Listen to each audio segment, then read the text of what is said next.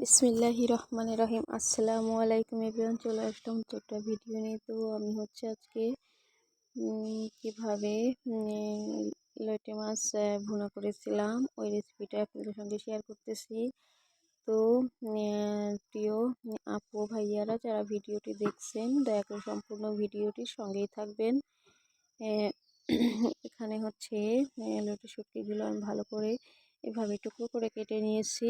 আর হচ্ছে এখন গরম পানি দিয়ে মাছটা হচ্ছে ভালো করে পরিষ্কার করে ধুয়ে নেব। তো এদিকে হচ্ছে আমি চুলায় চলে এসেছি। কড়াইতে দিয়ে দিলাম পরিমাণ মতো তেল। আর হচ্ছে মাছগুলো ধুয়ে একবারে ক্লিন করে নিয়েছি। তো সবাইকে রিকোয়েস্ট করব, যারা ভিডিওটি দেখা শুরু করেছেন প্লিজ একটা লাইক দিয়ে আমার ভিডিওটি কন্টিনিউ করবেন। আর শেয়ার বাটনের চাপ দিয়ে সবার মাঝে অবশ্যই একটু শেয়ার করে দিবেন। তো এখানে হচ্ছে আমি অনেকটা পেঁয়াজ নিয়েছি, কারণ ভুনা করব পেঁয়াজ দিয়ে বেশি করে। আর হচ্ছে একটু কাঁচামরিচ কেটে নিয়েছি, ফালি করে নিয়েছি, তো ওটা দিয়ে দিলাম। তো এগুলো দিয়ে আমি হচ্ছে এখন ভালো করে পেঁয়াজটাকে একটু ভেজে নরম করে নিব। তো এই মাছ কিন্তু আমরা সবাই শুটকি পছন্দ করি। খুব কম মানুষই আছে যে শুটকি পছন্দ করে না। তো যদি এভাবে একটু মানে পরিশ্রম করে মশলাটা ভালো করে বেটে উঠে যদি রান্নাটা করা যায় তাহলে কিন্তু খেতে অসাধারণ লাগে। তো আমার রান্নাটা কিন্তু আমি সবসময় দেখাই সহজ করেই। আমি মানে কঠিন কোনো মশলা ব্যবহার করি না। তো এখানে হচ্ছে আমি একটু আদা বাটা, জিরা বাটা আর হচ্ছে রসুন বাটা দিয়ে দিলাম। তো এটা দিয়ে হচ্ছে আমি তো এগুলা কিন্তু আমি পাটায় বেটে নিয়েছি অফ ক্যামেরায়। তো এটার সঙ্গে আমি হচ্ছে ভালো করে নেড়েচেড়ে মিক্সড করে নিচ্ছি।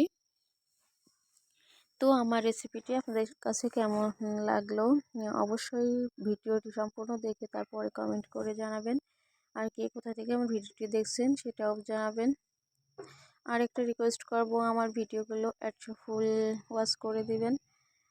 তো এখানে হচ্ছে মরিচের গুঁড়া নিয়ে নিলাম, কারণ ঝাল একটু বেশি দেবো শুটকিতে। ঝাল না হলে অতটা ভালো লাগে না। তো এখানে আমি হচ্ছে কালারের জন্য দিয়ে দিলাম হলুদ গুঁড়া। তো হলুদ গুঁড়া হচ্ছে আপনারা যে যতটা কালার পছন্দ করেন অতটাই দিতে পারবেন।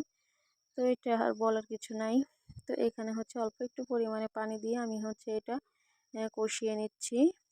তো মশলাটা যেন কষে ভালো করে উপর দিকে তেল উঠে আসে সেভাবে আমি হচ্ছে মশলাটা কষাবো। আর এই পর্যায়ে হচ্ছে দিয়ে দিলাম যে শুটকিগুলো আমি সুন্দর করে কেটে ক্লিন করে রেখেছিলাম ওগুলো।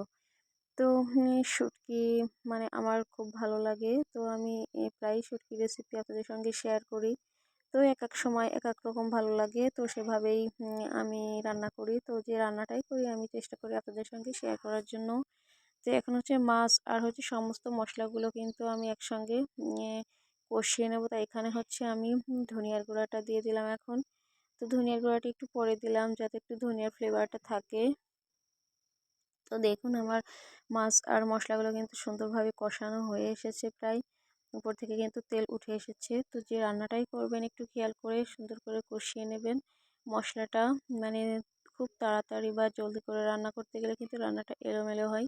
যখন রান্নাটা করবেন অবশ্যই মন রান্নাটার দিকেই রাখবেন। মনোযোগের সাথে রান্নাটা করলে কিন্তু খেতে মাশাআল্লাহ অনেক ভালো লাগে। তো এই যে দেখুন শুটকিটা আমি একটু খুন্তি দিয়ে হচ্ছে ভেঙে ভেঙে নিচ্ছি। কারণ একটু ভেঙে ভেঙে নিলে মানে ভেঙে ভেঙে যাবে আর মিশে যাবে সম্পূর্ণ মশলার সঙ্গে। এই জন্য হচ্ছে আমি একটু খুন্তি দিয়ে করে নিলাম। এখন হচ্ছে দিয়ে দিচ্ছি পানি।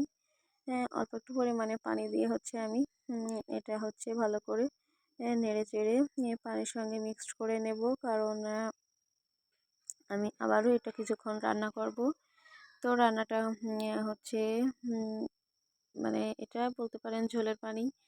তো ঝোল তো আর অতটা রাখবো না, তারপরেও মানে যেন ভালো করে বলক উঠে রান্নাটা যেন কমপ্লিট হয় সুন্দরভাবে। এই জন্য হচ্ছে আমি এটা মানে আর কি পানি দিয়ে যে এখন জাল করে নিচ্ছি।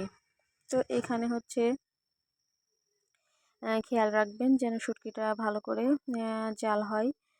তাহলে কিন্তু কাঁচা গন্ধ বা খেতেও মানে কোনো অসুবিধা হবে না। এই জন্য একটু খেয়াল করে রান্নাটা করতে হবে। তো এইখানে হচ্ছে আমি একটা কথা বলবো, সবসময় চেষ্টা করবেন শুটকিটা একটু গরম পানি দিয়ে ধোয়ার জন্য, কারণ শুটকিটা যখন বিভিন্ন প্রসেসে শুটকিটা তৈরি করা হয় তখন কিন্তু অনেক পোকামাকড় বা ধুলাবালু আসে। তো এই জন্য হচ্ছে সবসময় চেষ্টা করবেন শুটকিটা গরম পানি দিয়ে ক্লিন করার জন্য। তো এখানে দেখুন আমার শুটকিটা কিন্তু অনেকটা সুন্দরভাবে বলক উঠে এসেছে। তো আমি হচ্ছে মানে ভুনা করব। তো এই জন্য হচ্ছে একেবারেও শুকিয়ে ফেলবো না, আবার একেবারেও পাতলা ঝোল থাকলে কিন্তু শুটকি খেতে ভালো লাগবে না।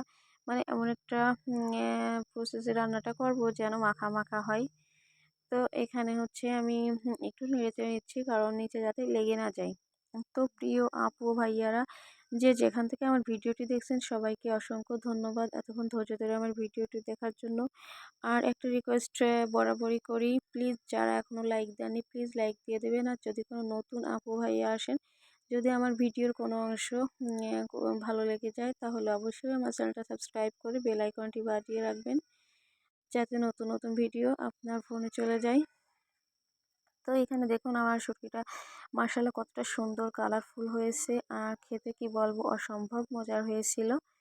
তো এটা করে ঠিক এই প্রসেসে করে খেয়ে দেখবেন। এখন হচ্ছে আমি একটা বাটি নিয়ে নিয়েছি, আর বাটিতে হচ্ছে শুটকিটা আমি পরিবেশন করে নিচ্ছি। তো আমার সকল আপু ভাইয়াদেরকে আবারও রিকোয়েস্ট করছি, যদি আমার রেসিপিটি ভালো লাগে অবশ্যই বাসায় ট্রাই করবেন। আর বেল আইকন সরি শেয়ার বাটনে চাপ দিয়ে সবাই একটু শেয়ার করে দেবেন। আর প্লিজ এখনও লাইক না দিলে শেষ পর্যায়ে একটা লাইক দিয়ে দিবেন।